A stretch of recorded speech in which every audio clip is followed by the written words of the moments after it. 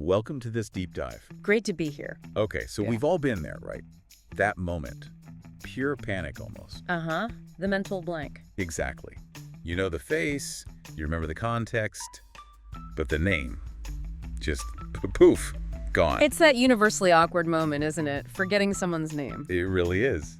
So today, we're tackling that exact situation. That social tightrope walk. Yeah, precisely. And we've got this great resource to help us. It's an excerpt from an English language learning dialogue. Oh, interesting. So practical stuff. Very practical. It focuses right on this common, maybe slightly embarrassing social scenario. It's full of everyday English examples, how people actually talk. Good. Yeah. So what's the mission today then? Right. The mission for this deep dive is basically to arm everyone listening with some useful phrases, some actual insights from this dialogue so you can handle that, oh no, I forgot your name, moment more gracefully. With confidence, maybe. Less panic. Hopefully.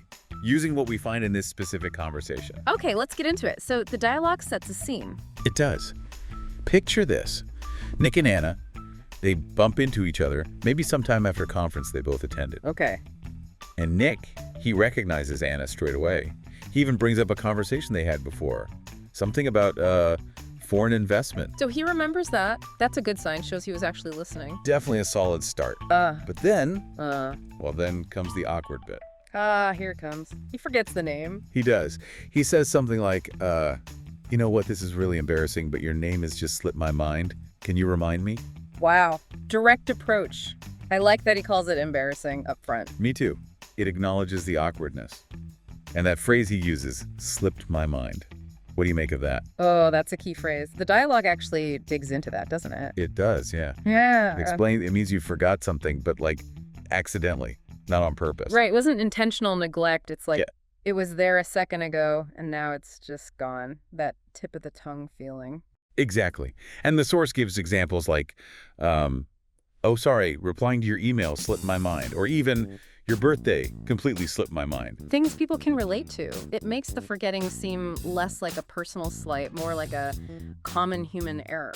It really softens it, doesn't it? Yeah. Compared to just saying, I forgot your name. That can sound a bit blunt. Yeah. Slipped my mind feels lighter, more forgivable somehow. And Anna's response is just gold. Oh, totally. What did she say again? She goes, sure. My name is Anna Ferris. Don't worry about it. It happens to me all the time. I'm terrible with names, too. See? Perfect. Yeah. So reassuring. She immediately puts him at ease. And that last part, I'm terrible with names, too. That's brilliant. It creates an instant connection, right? Absolutely. It's like saying, hey, we're both human. We both do this. Takes all the pressure off. Shared vulnerability Yeah. diffuses the whole situation. And the dialogue explains terrible with names just means, well, bad at remembering them. And it gives other examples too, right? Like you can be terrible with numbers. Or directions. Definitely me. Or faces. even. Right. So it normalizes it completely. It's not some major character flaw. It's just a thing, like being bad at parallel parking. Exactly. So that whole exchange, Nick's directness plus Anna's empathy, it turns this potentially awkward moment into something quite, well, human. Almost a bonding moment. It really shows how powerful a little bit of self-awareness and just kindness can be in social situations. Definitely. Now, the source material, it doesn't just stop there, does it? It gives some other useful bits of language. Right. Stuff that's helpful in that kind of interaction, maybe after you've reconnected but need to move on. Yeah, like in the language takeaway part, they mention in a bit of a hurry. Yes. Nick actually uses that. After they chat for a moment, he says something like, you know, I'm in a bit of a hurry, but here's my card. We should definitely meet up again. Yeah, it's a great phrase. It is. It lets you signal you need to leave without sounding rude or like you don't want to talk. Polite time management, basically. The examples they give, like, can you drive faster? I'm in a bit of a hurry. Or can't talk now, in a bit of a hurry. Yeah, they show it's about needing to move quickly. It allows for that graceful exit. Which is just what Nick needed. He wanted to connect, show interest, but also, leave. And offering the card bridges that gap. Which brings us to... Contact details, another key term. Right. Simple enough. It just means your name, phone, email, how people can reach you. And Nick giving his card is him proactively sharing his contact details. Makes it easy for Anna to follow up. It makes the let's meet up again feel more concrete. Good point. It's not just an empty phrase then. And there was another one. Around here. Yeah. Nick asks her, what are you doing in this neighborhood? Do you live around here? Which is such a natural question after bumping into someone unexpectedly, Yeah. trying to play some geographical. Exactly. And around here just means, nearby, close by. The source mentions variations too, like right around the corner or around there. With examples like, is there a bank around here? Or, I used to live around there. It's all about establishing location, proximity. So Nick's just checking if Anna's local, maybe if they might run into each other again. Simple connection building. Makes sense. Then, shifting slightly, there's the fluency builder section. It picked up on Anna's opening line. Oh, yeah. Nick, how's it going? Simple, right. But the point they make is that how's it going is a very natural, very common, casual way to say hello. More so than maybe how are you or how are you doing, which can sometimes feel a bit more formal or like you expect a detailed answer. Exactly. How's it going is often just a friendly noise, a general greeting. Good for informal chats.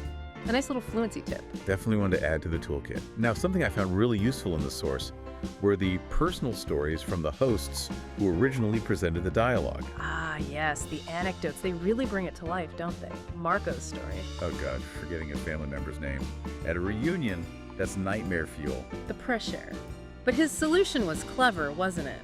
Quietly asking another cousin. Smart move. Damage control. Shows the value of having a quick backup plan. Totally. And Erica's tips for business situations. Very practical. Asking for a business card, yeah. Yeah. So smooth. You get the name, you look professional, no admission of forgetting needed. It's a classic for a reason. Serves two purposes. Gets the name and the contact info. Win-win. And her other tip, asking them to write down their email. Also very smart. You often get the full name that way, spelled correctly, again, without directly asking. Sorry, what was your name again? These stories just make it all feel so much more real, Right. Tangible strategies you can actually use. And it's kind of comforting to know that even people teaching this stuff have these moments too. It's not just us mere mortals. Makes it feel very universal. Less like a personal failure when it happens. Right. And then finally, they had that quick vocabulary review bit, mentioning words like, Acquaintance, recognize, forgetful. yeah, not the main focus, but definitely related concepts orbiting this whole name-forgetting issue. Helps to understand the nuances, like you might recognize someone easily. But not recall the name instantly, especially if they're more of an acquaintance than a close friend. And just acknowledging that we can all be a bit forgetful sometimes kind of fosters a bit more empathy, I think, for ourselves and others. Absolutely, a more compassionate view. So, okay, let's try and wrap this up. Thinking about everything we've touched on from this dialogue, what are the real key takeaways? If someone's facing that blank moment, what should they remember? Well, first off, just knowing it's super common helps, I think. Take a breath, it happens. Don't panic.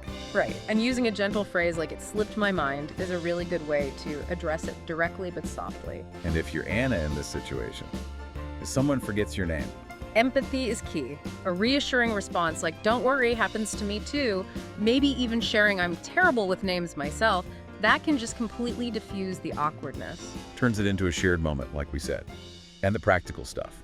Offering or asking for contact details like a business card or email can be a really smooth way to get the name without making a big deal out of it. A sneaky retrieval method. Kind of. And don't forget those little fluency things, like using casual greetings like, "how's it going?" to just keep the interaction feeling natural and relaxed. It's amazing how much we can unpack from just one short dialogue about a seemingly small social stumble. It really highlights how language works, doesn't it? How specific phrases, tone, empathy, how they all combine to navigate these little social bumps, turning awkwardness into connection sometimes. Absolutely. So, on that note, maybe a final thought for our listeners to chew on. We talked about how we handle forgetting a name, but what about recognizing when someone else might have forgotten ours? Are there nonverbal cues we pick up on? Oh, that's interesting. The subtle signs. Yeah. And maybe also, how does our reaction when someone forgets our name affect things moving forward? Does it strengthen the connection or potentially damage it? Good questions. Lots to think about there, beyond just the initial moment. The ripple effects. Definitely something to ponder. Well, thanks for exploring this with me. My pleasure. It was fun. We really hope these insights from our deep dive give everyone listening that little bit of extra confidence for the next time, you see that familiar face and the name just isn't quite there yet.